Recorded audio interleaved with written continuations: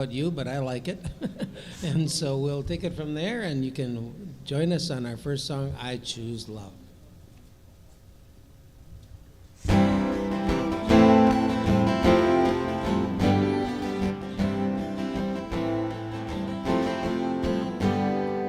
Peace in my life is growing because I choose love.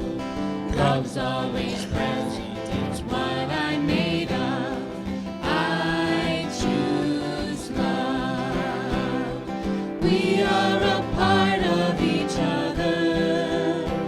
We are one. One tie that binds us that can't be undone. I choose love. I choose love. Peace in my family is growing because I choose love. Let love be present, it's what we're made of. I choose love. We are a part of each other. We are one loving family, sharing one son. I choose love. I choose love. Peace for our planet is growing because I choose love. Let love be present, it's what we're made of. I choose love. We are a part of each other. We are one. One choice unites us, let this be the one. I choose love. I choose love. I choose love.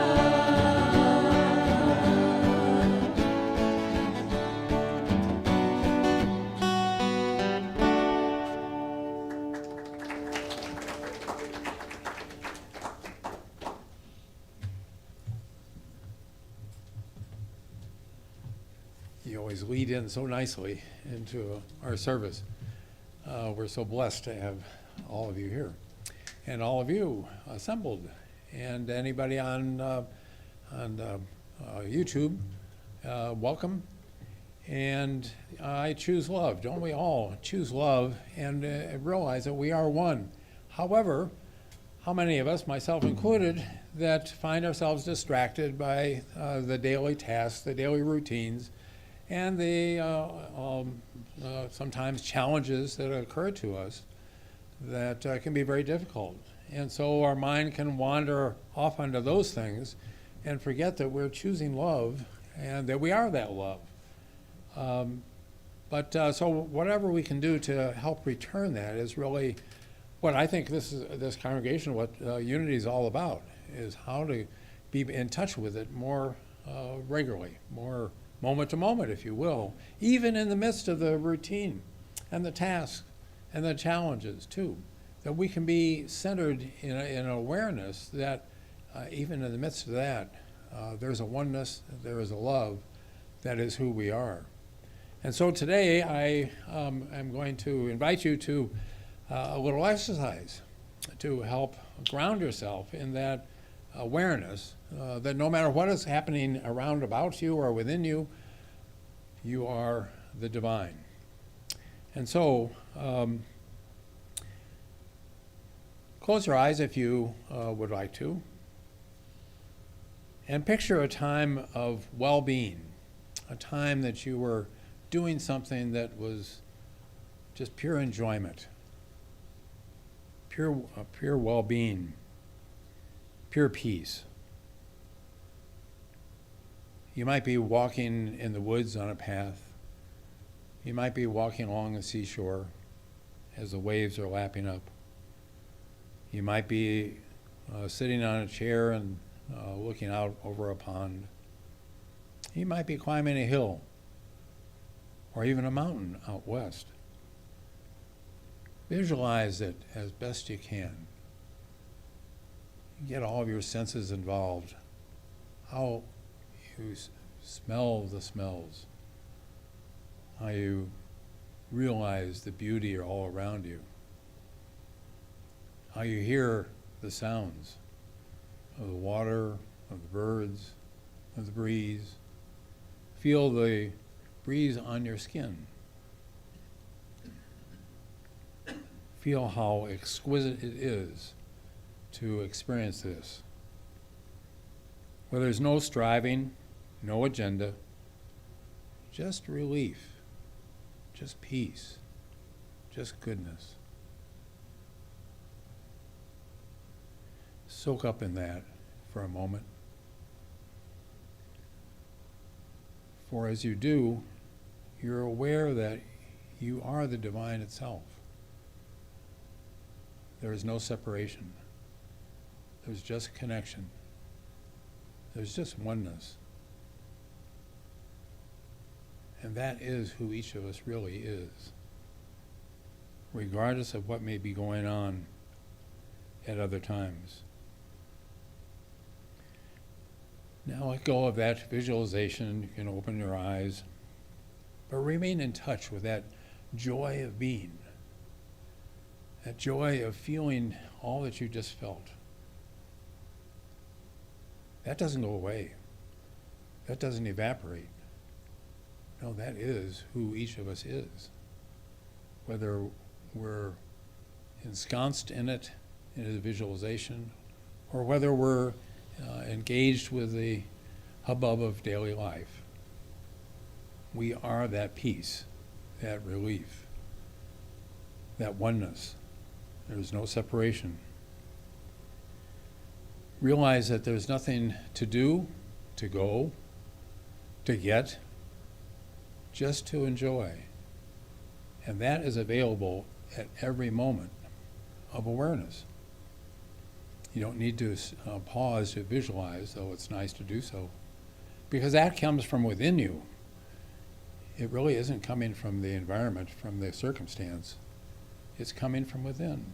It's who each of us is. The more we are practicing that awareness without the need of a particular environment to stimulate it, the more we are putting into practice the divinity that we are and the oneness that we are with everything. There is no separation. There is only connection. That's the beauty of the truth. And so it is. So let us move on to saying our new understanding of our vision, and together with emphasis, a spiritually awakened world, united in love, empowered in truth, and alive with infinite possibilities. Isn't that wonderful? And our mission with the same degree of emphasis, awakening divine potential in all through love, learning, prayer, and positive living. These are wonderful reformulations. Thank the board. And our values together: acceptance, compassion, connection, diversity, love, peace, prosperity, and spiritual growth. Again, a new formulation somewhat, and that makes it all kind of hit us in an even better way. We celebrate our children with this affirmation together. Unity of Appleton sees the divinity in all children and nurtures their unfolding spirituality. And we are reviewing our Unity 5 principles together. God is all good and active in everything, everywhere. And number 2, I am naturally good because God's divinity is in me and in everyone. And number 3, I create my experiences by what I choose to think and what I feel and believe. Number 4, through affirmative prayer and meditation, I connect with God and bring out the good in my life. And number 5, I do and give my best by living the truth that I know. I make a difference. And now we can go into the daily word for today, gratitude. Gratitude is my heart's song. Gratitude is my heart's natural response when I think of the best life has to offer. But sometimes when I compare my circumstances with someone else's, or when I am distracted by negative thoughts or challenging situations, my closed heart may feel resentment rather than gratitude. I let the first twinge of resentment remind me to return to gratitude. I pause, breathe, and remember the truth of my being. Knowing that I am a unique expression of God, I open my heart and realize again the divine presence that is always with me. I mindfully reconnect with the indwelling life, love, wisdom, understanding, and strength that have helped me grow through even the most challenging experiences of my life. My heart sings with gratitude. And from the Psalms, I give thanks to you, O Lord my God, with my whole heart. So let us together read the line at the top. Gratitude. Gratitude is my heart's song.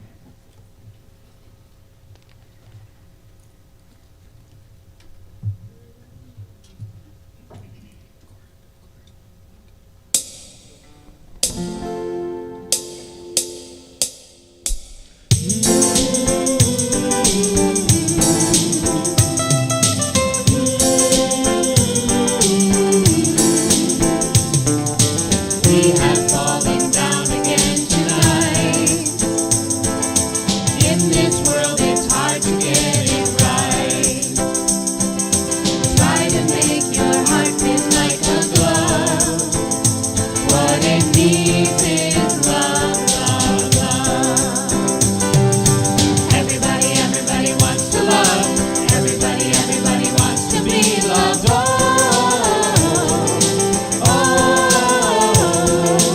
Everybody wants to love. Everybody wants to be loved.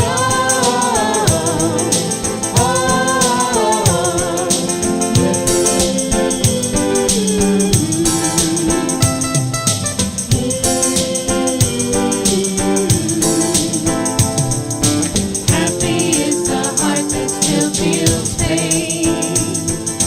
Darkness reigns and light will come again.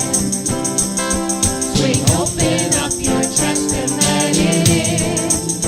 Just let the love, love, love begin. Everybody wants to love. Everybody wants to be loved.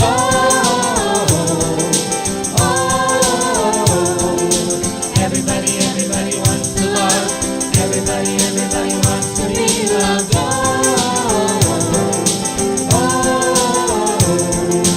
Everybody knows the love. Everybody holds the love. Everybody falls for love. Everybody feels the love. Everybody feels the love. Everybody deals with love.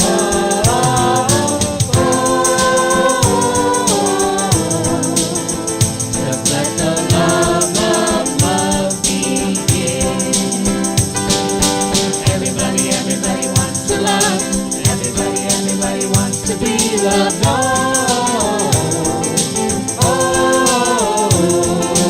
Everybody wants to love. Everybody wants to be loved.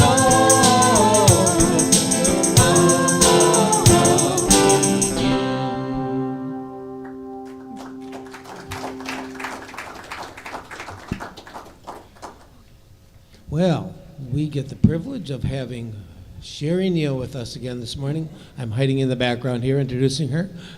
Cheri is a trailblazer and has been the first woman to drive a snowplow for the Illinois Department of Transportation and the first woman elected as Zion Township Supervisor. She's served in full-time elected office since 2001, championing community engagement and collaboration. She is also a certified life coach, mental fitness trainer, and what drives her is assisting others to soar personally and professionally. She's passionate about serving God, Monarch butterflies, as many of you know from her previous visits as well as today, her life, family, health, Zinnias, her community of Zion, and helping others live their best life. So together, let us welcome Cheri Neal. Hello, everybody. It is such a delight to be back here today. I cannot even tell you, although most of you know, because we have had an ongoing love affair for quite a while. So what's the story that defined you growing up? I was especially taken by the values and the other items that you guys came up with, because the story that I grew up with was sitting in a wooden pew, being told that I was a sinner, that I was separated from God, and that the only way that I could be loved by God was if I died to myself and tried to be more like Jesus. And as I was preparing for this talk, especially driving here this morning, just picturing that little 5-year-old sitting in the pew trying to figure out what the heck that meant, right? And oftentimes I've been in recovery from alcoholism for quite a while, and I always like try and defend the other guy. Like, no, there's so many people that come into recovery broken. And preparing for this talk, it was the first time that I really embraced, no, I was broken. I was broken as this little kid that was fed this information, and I thought, and I intuitively knew what you guys have brought me back to. But for the longest time, I couldn't make sense of it all. And so I did deny myself. And I used food and people pleasing to try and feel better all the time. The story was going on in my head that I was not worthy and I didn't deserve to be loved. And it was so interesting looking back at my life, like using food initially and using people initially. And then at the age of 11, finding alcohol and using alcohol. And then at the age of 19, finding sex and using sex. And all of these different things that I tried to use to have other people approve of me and still manage my body. And it was when I was 21 years old that I came to this place where, as I share with Monarch Butterflies, where I was in this like dark place, and it was just goo. I was too chicken to live, and I was too chicken to die, and there was no way out. And ironically, the things that broke me, God used to transform me, right? Starting with going to Alcoholics Anonymous, right? And going to my first meeting where I embraced the messages. And what they shared with me first was they gave me this coin, and on it said, "To thine own self be true." And I was like, now that went against everything that I was raised in. It was the opposite, right? To everyone else be true, sacrifice yourself. And then I go down to the downstairs of the club that I went to, and there's this mirror on the wall, and it has this poem of when you get what you want in your struggle for self and the world makes you king for a day, just go to that mirror and look at yourself and see what that man has to say. For it isn't your father or mother or wife whose judgment upon you must pass. The man whose verdict counts most in the end is the one staring back in the glass. Some people may think you a straight shooting chum and call you a person of place, but the guy in the glass says you're only a bum if you can't look him straight in the face. He's the one to please, never mind all the rest, for he's with you clear up to the end. And you've passed your most dangerous, difficult test if the man in the glass is your friend. You may fool the whole world down the pathway of years and get pats on the back as you pass, but your final reward will be heartaches and tears if you've cheated the man in the glass. So it's this first opportunity to actually, I'm reading this and it's a mirror and looking at myself, and the hate and the disdain and the shame and the guilt that just oozed from me And in hindsight, preparing for this talk today, realizing that it stemmed from a lie. It just stemmed from a lie. And recognizing that, that Jesus talks about, like, Father, forgive them, they know not what they do, right? We didn't know. This evolution of releasing layers, just like I talk about so often, of releasing layers as the monarch caterpillar does to get to its wings. It was just one of those layers that nobody knew. Right? I mean, they just bought into what was told of them. And on the way here, I was talking to my best friend, and she said that, discernment wasn't even a something that we needed to have 20 years ago. I was like, that's because we didn't have the discernment to know that we needed discernment, right? We just believed what everybody told us.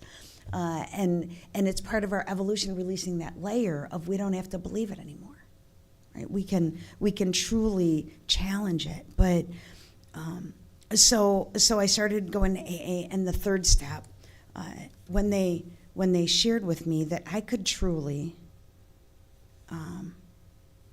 make a decision to turn my will and my life over to the care of God, as I understood him, the care of God. I was like, the care of God? I thought it was turn my will and my life over to the condemnation of God, not the care of God.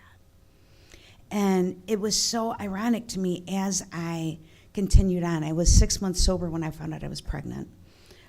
It was a train wreck. I was determined to get an abortion because who would bring a kid into this messed up life that I had? And in the 11th hour, God whispered to me, if you let him go, you'll never know him. And so by deciding to have my son, I got to experience unconditional love. I mean, pure, unadulterated, unconditional love. And realizing that if God's love is perfect, that God loves me even more than that, right? I mean, it was just like this, like, crazy mind shift of, like, could that really be true? Me, right? Me that, like, wanted to crawl under a rock because, like, I didn't think I deserved love. But could it really be that I was loved like that? Then moving forward, going through my life, I ended up marrying a police officer that pulled me over for speeding and a bunch of other things. Some of you have heard that story. I'm not going into it now. But when we ended up getting divorced, the shame and the guilt rising back through me. And it was during that dark time that I was turned on to monarch butterflies. I mean, literally every, like, horrible situation that religion had told me was like unforgivable, right? God used to literally transform my life. I'm especially taken by one of the John 3:16. Everybody'd heard it, right? And it was used forever. For God so loved the world that he gave his one and only Son, that whoever believes in him shall not perish but have eternal life. Right, that was used all the time, but I never heard John 3:17. For God did not send his Son into the world to condemn the world, but to save the world through him. Right? I never heard that. I never heard the other pieces. So, getting turned on to the Monarchs led me here to Unity. I had published my first book, Seeds of Joy, Growing Zinnias in Your Zest for Life. And I had just come to Unity from another event one morning and was so wrapped in love here. Not here, like four spaces back, right? And like to find out that there was this space that really embraced the same love that I had experienced in recovery.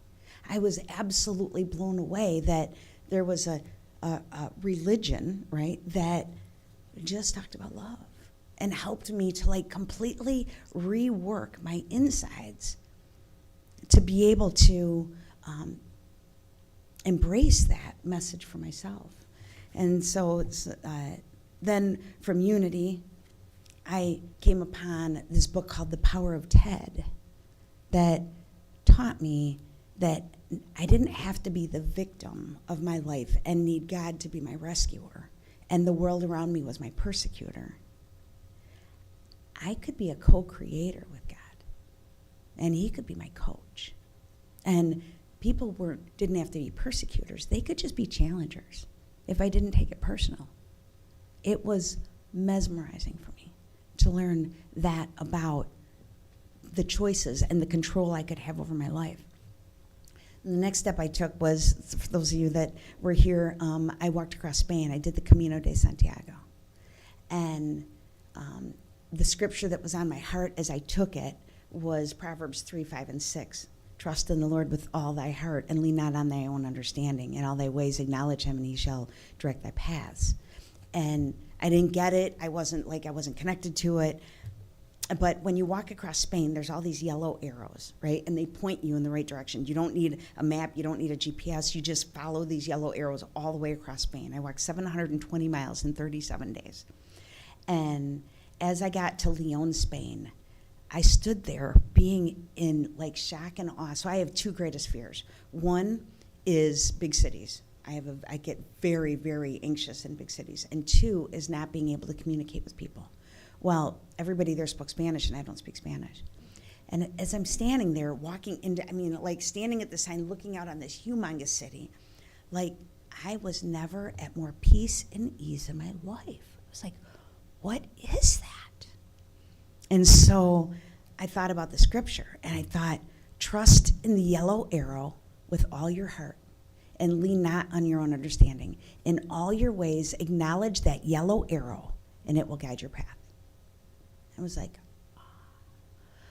what if we have an internal yellow arrow? And if we just follow that internal yellow arrow, it will take us on our own path in our life. And so being able to have that and be guided by that, my life has truly become a joyride, a complete joyride with God. One of my favorite books on this earth is called Hope for the Flowers by Trina Paulus. And one of the quotes in it says, how does one become a butterfly? And the quote is, you must want to fly so much that you're willing to give up being a caterpillar. Right? And so having the wherewithal to recognize all of the lessons that the Monarch butterfly has gotten to teach me, and that so many of you in the book study are learning about what the Monarch butterflies want to teach. I spoke in Madison, Wisconsin about a month ago, and as I left and as I drove home, I swear to God, I heard the Monarch butterfly whisper to me, thank you. I'm like, thank you for what? And I hear it say, nobody's ever seen what we bring to the table. Kind of like beautiful women that people just look at them for their beauty. They don't acknowledge them for their smarts and their wisdom. You see, you're right. And to be recognized for what you have to offer, right? As being president of the and feeling that from them. And I was in awe that I got to be the carrier of their message. Just being in awe. But my life has literally, truly been a joyride with God since it happened. And just to give you one example of how that's happened in my life. So I was at an AA meeting, and I met this woman, and she was in town because we have a Cancer Treatment Centers of America, now City of Hope, in our community. And so I stayed in touch with her, and she calls me to let me know that they're going to be coming for 6 weeks for her husband's treatment. And I said, okay, don't rent a car. She's like, well, we're going to be there 6 weeks. We need a car. I was like, I know. You're going to use mine. My daughter and I can share. She's like, you don't even know me. I can't let you do that. I was like, all right, you have to let me do that, and you'll know me by the time we get done. And so they came, and we did that. And years later, I'll extend the story a little. Years later, her husband passed away, and he had gone through hospice where they said goodbye, and he was ready to go 4 times. And she calls me, and she's like, Cheri, I can't do this anymore. He's recovering again. My heart can't take one more day of this. And so a couple weeks later, he did pass, and I was on the phone with her, and I'm like, you okay? And she's like, no. I was like, is anybody letting you grieve? I mean, just letting you cry? She's like, no, everybody's just trying to make me feel better. I'm like, okay, I'm coming out. She was like, what? I was like, I'm coming to see you.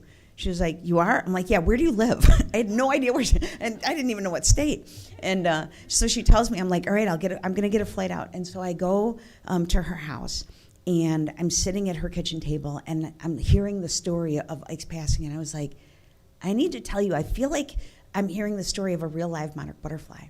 Because monarch butterflies release 4 layers before they release and go into their chrysalis and go. And Ike, in his final day, there was a line of people at the door that wanted to share with him the impact that he had made on their life.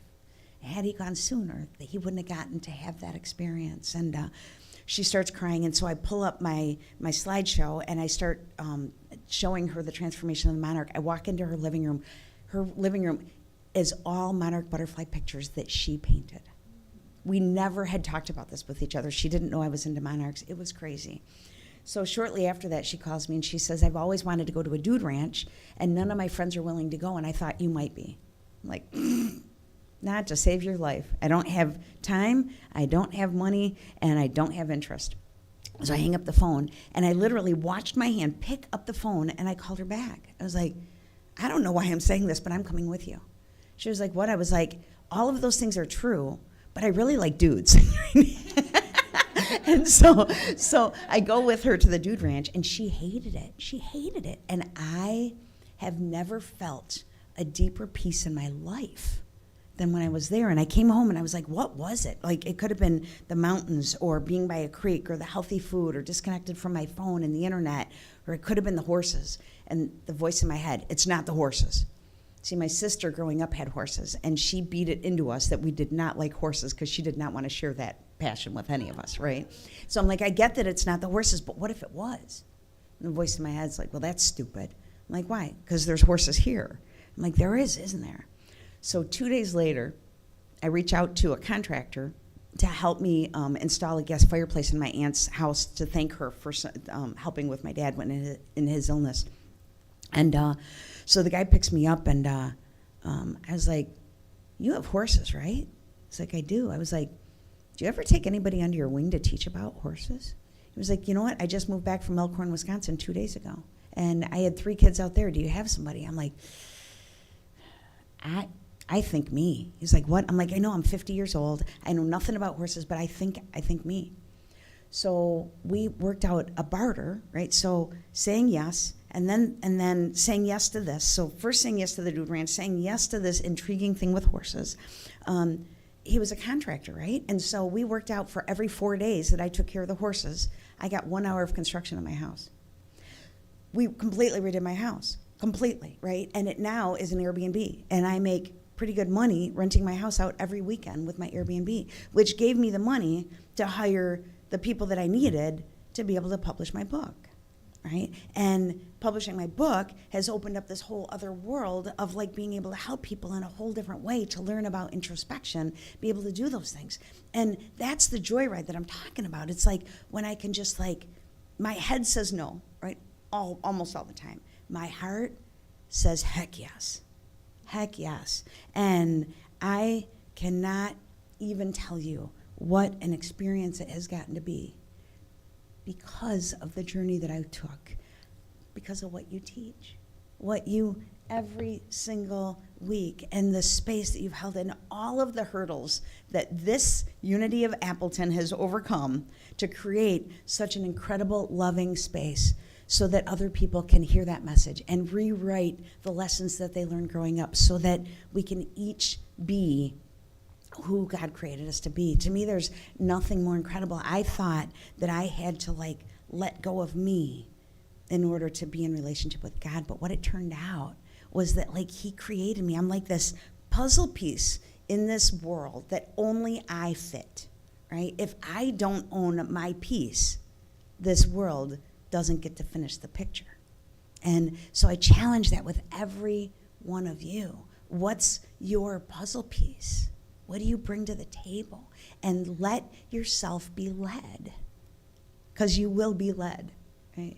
On my way home, I just took a ride around Lake Michigan on my motorcycle, and I'm at a Starbucks, and this guy comes up to tell me what a beautiful motorcycle I have, and we're talking. Well, it turns out he's got this whole YouTube on connecting with your angels, and so and it was like this, another one, right?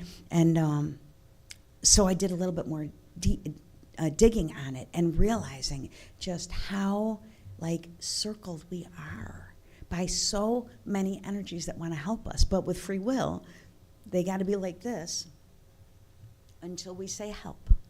Join me, help me, show me, right? And once we do, all bets are off. We get to take the joyride with our Creator and all of the helpers that want to help us. So I challenge you during the meditation, right?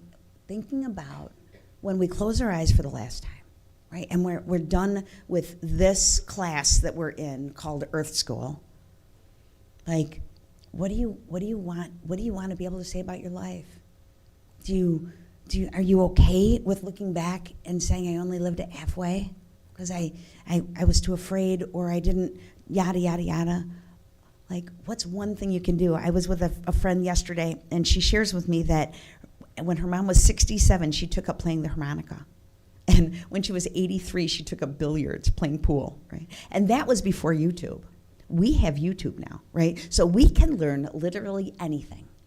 So here's my challenge, is let Spirit whisper to you what's one fun thing you would want to learn, and just start there and take it on and see what it does for your life.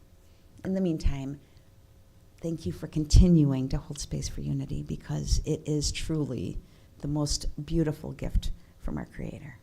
So thanks, everybody.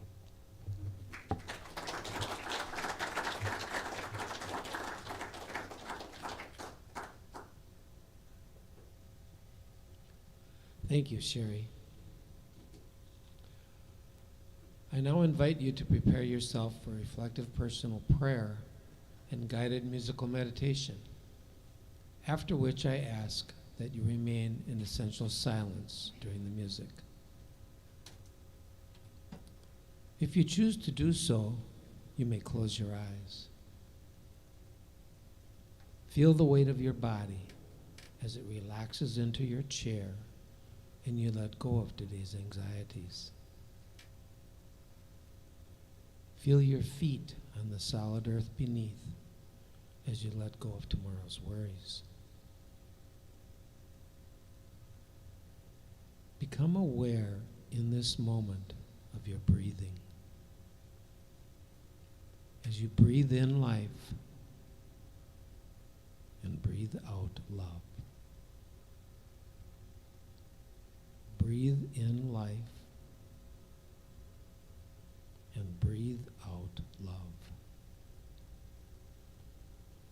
As you become centered, focus your attention on your beautiful heart, your beautiful Christ self. Become filled with gratitude and allow into yourself that which fills you with peace and light. So we begin.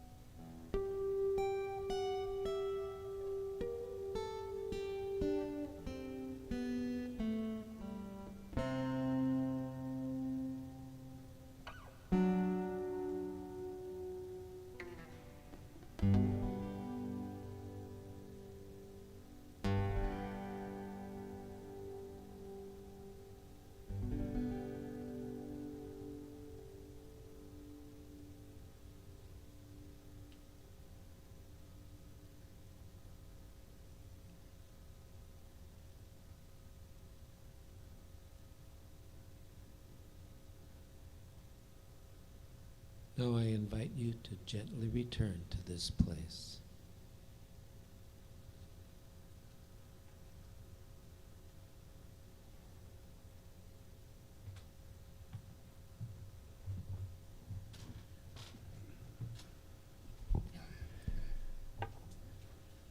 Meditation leads us to that deepest space within where the truth resides.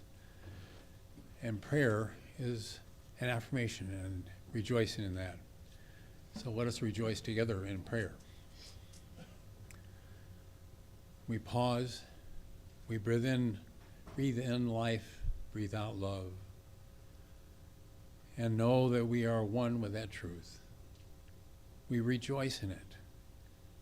We revel in knowing that we bring the light that is within us into the world, and the world gets filled with light. That's our role, being the light that each of us is and bringing it out. We're all there, all the time, whether we're conscious of it at the moment or not. It's within us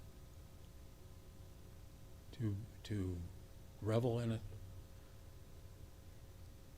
to find the peace of God in it, and to share it by just being ourselves. And so it is. Amen. Now we move from prayer to our affirmation of prosperity. This is the time when those of us who feel Unity of Appleton is our spiritual home, practice putting Spirit first in our financial life. This practice prospers the spiritual community we have and love, and supports our own spiritual growth and prosperity. Please give whatever amount Spirit guides you to give, whether it is in person or electronically. Whatever that amount is, take that gift into your heart and bless it with your love. Feel free to bless the plate as it passes by. Let yourself feel grateful to God in you as your one source. Then please join in our affirmation of prosperity on the screen together. Unity of Appleton is alive with the energy of Spirit in the flow of divine abundance and radiant with unlimited possibilities. And we celebrate giving and receiving with this affirmation together. Divine love in and through me blesses and multiplies all that I am, all that I have, all that I joyfully give and willingly receive. I give in love, and I trust God as my source.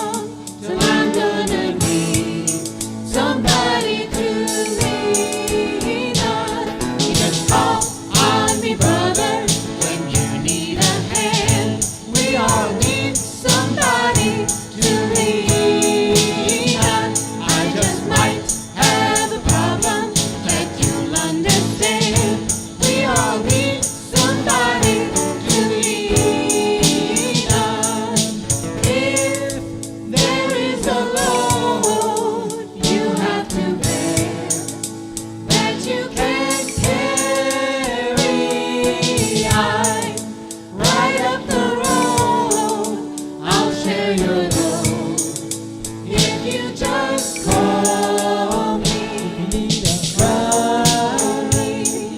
Call me. Call me. Call me. Call me. Call me. Call me. Call me. Call me.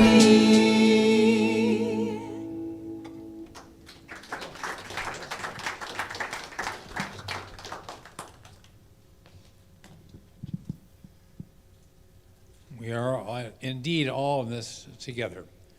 We can lean on one another. We are one with one another. We can call on the resource that's within all of us, the love and the light. And these are gifts, are expressions of that love and light. And they go into the world, spreading love and light throughout. And so it is.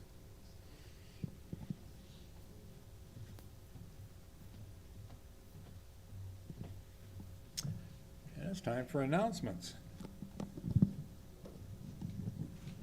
The World Peace Festival update.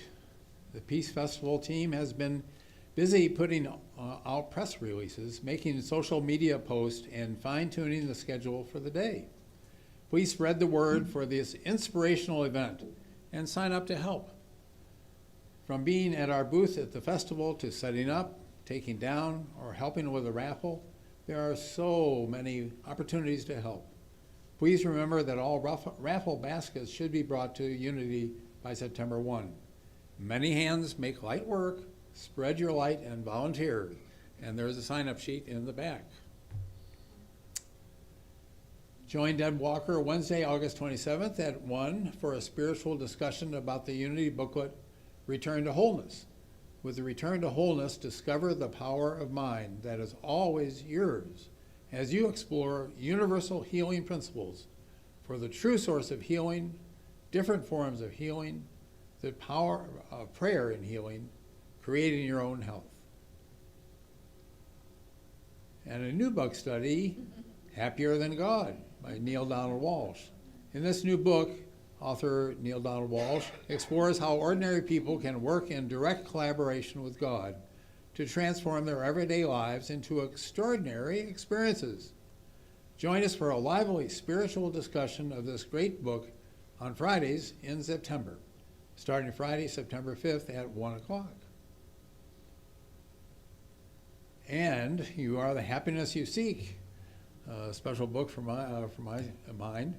Make this fall a season to remember. In this book, Rupert Spira distills the message for all of the great religious and spiritual traditions into two essential truths. Happiness is the very nature of our being, and we share our being with everyone and everything. We're celebrating that today, I think, in Cheri's message. Join us for the study of a book that could change your life for the better. Monday evenings at 6, from 6 to 7 in September, starting Monday the 8th. And Unity World Day of Prayer is coming up.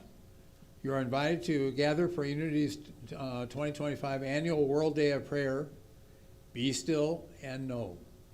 World Day of Prayer recognizes the interconnectedness of all people, affirming the presence of God within and elevating the truth of oneness and unity. We will meet in the sanctuary Wednesday, September 10th at 7 to view the World Day of Prayer opening ceremony via Zoom. Bring your prayer request to be offered in Unity of Appleton's own prayer session following the opening ceremony. Invite your family and friends to experience the power of prayer in collective consciousness. The affirmation for this year's event is, "In the stillness, I awaken to divine wisdom." Please join us. And this ongoing book study, Message of the Monarch, our own Cheri Neal, Sundays from 11:30 to 12:30. All are welcome at any time, whether you've been a part of it or not. She's going to be there today. I'm sorry? She'll be Yeah, and she'll be there. That's right, the author herself. And so let us join together and stand if you can. Just and, a quick reminder that the Peace Day is on September 13th, Saturday, September 13th. So just, it wasn't Did I listed say- up there at all. No. Oh, okay. Thank you for that reminder, yes. It says it there in the Saturday the Yeah. 13th, You're standing that's right right there. Last week to grab your basket from downstairs and try and put something together for the raffle. Okay. Okay, let us together recite the prayer of protection. The light Light of of God surrounds us, the love of God enfolds us, the power of God protects us, the presence of God watches over us. Wherever we are, God is, and all is well.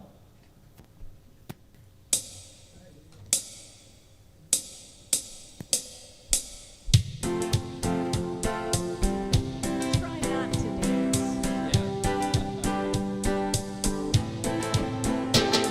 I'm good, I'm good, I'm good, I'm good. Living life just like I should. Wouldn't change it if I could. I'm good, I'm good, I'm good. Trying to figure out who I am or who I'm supposed to be. Feel good about where I stand so I can make the most of me. Coming back down from space, a million miles away. There's a lot of love in this place, and I'm just trying to say I'm good, I'm good, I'm good, I'm good. Living life just like I should. Wouldn't change it if I could. I'm good, I'm good, I'm good. I'm good, I'm good, I'm good. Living life just like I should. Wouldn't change it if I could. I'm good, I'm good, I'm good. Been a long time living this way, worrying what people say. Feeling like I don't fit in, but I won't give up, no, I won't give in. We're looking for something more. What you really looking for? Been with you since you were born, since you were born. I'm good, I'm good, I'm good, I'm good. Living life just like I should. Would change it if I could. I'm good, I'm good, I'm good. I'm good, I'm good, I'm good. Living life just like I should. Wouldn't change it if I could. I'm good, I'm good, I'm good. You only live once. I'm good with myself. I'm there for my friends till the very end. You only live once. I'm good with myself. I'm there for my friends till the very end. I wanna see another love revolution. Found a way to be a better person. We come together like we should. We could all be good.